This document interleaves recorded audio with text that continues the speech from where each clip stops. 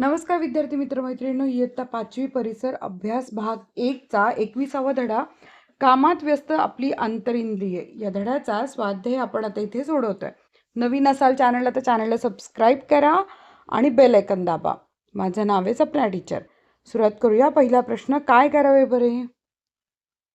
चक्कर येऊन व्यक्ती पडली असता लोकांनी त्याच्या भोवती गर्दी केली आहे. उत्तर, चक्कर येऊन पडलेल्या व्यक्तीभोवती कधीही गर्दी करू नये. चक्कर आलेल्या व्यक्तीच्या भोवती मोकळी हवा असणे गरजेचे असते. त्यामुळे एखाद्या व्यक्तीला चक्कर आली असेल आणि लोकांनी तिच्या भोवती गर्दी केली असेल तर सर्वात आधी माणसांची ती गर्दी कमी करावी. चक्कर आलेल्या व्यक्तीच्या तोंडावर पाणी शिंपडावे. तरीही त्याला शुद्ध न आल्यास लगेच वैद्यकीय मदत घ्यावी. जरा डोके चालवा. प्रश्न दुसरा, भरभर जेवताना जोराचा उचका का लागतो किंवा ठसका का लागतो? उत्तर, अन्ननलिका व श्वसननलिका या दोन्ही नलिकांची सुरुवातीची टोके घशात एकमेकांच्या अगदी जवळ असतात.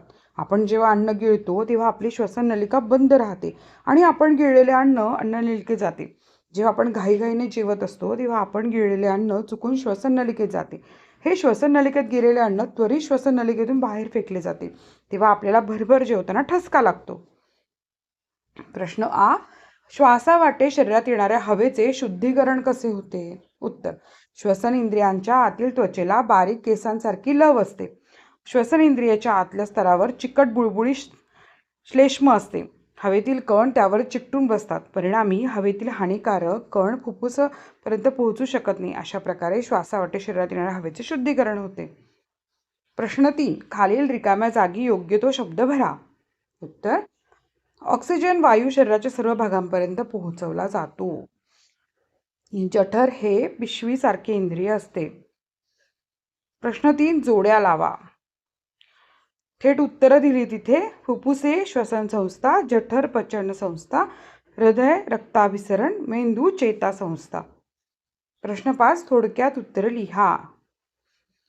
शरीरात कार्य करणाऱ्या संस्थांची नावे लिहा. उत्तर, शरीरात कार्य करणाऱ्या संस्था पुढीलप्रमाणे आहेत. पचन संस्था, श्वसन संस्था, रक्ताभिसरण संस्था. तसेच पचन संस्था, श्वसन संस्था आणि रक्ताभिसरण संस्था यामध्ये समन्वय ठेवणारी चेता संस्था, शरीराला आकार आणि आधार देणारी आणि महत्त्वाच्या इंद्रियांचे रक्षण करणारी अस्थि संस्था, तसेच शरीरात तयार होणारे अनेक टाकाऊ पदार्थ शरीराबाहेर टाकणारी उत्सर्जन संस्था इत्यादी.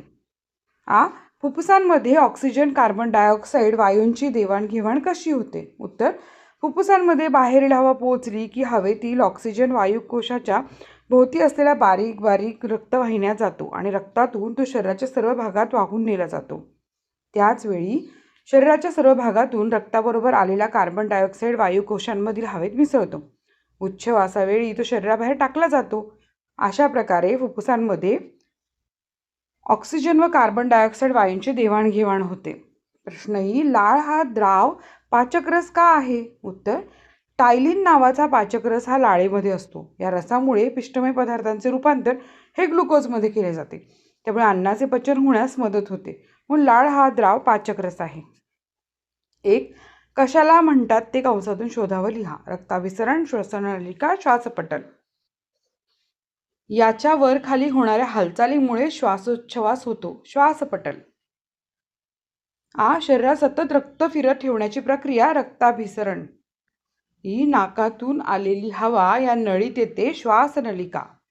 उपक्रम, वर्गामध्ये गट करून इंद्रिये आणि त्यांची कार्य यावर आधारित प्रश्नमंजुषा स्पर्धा घ्या.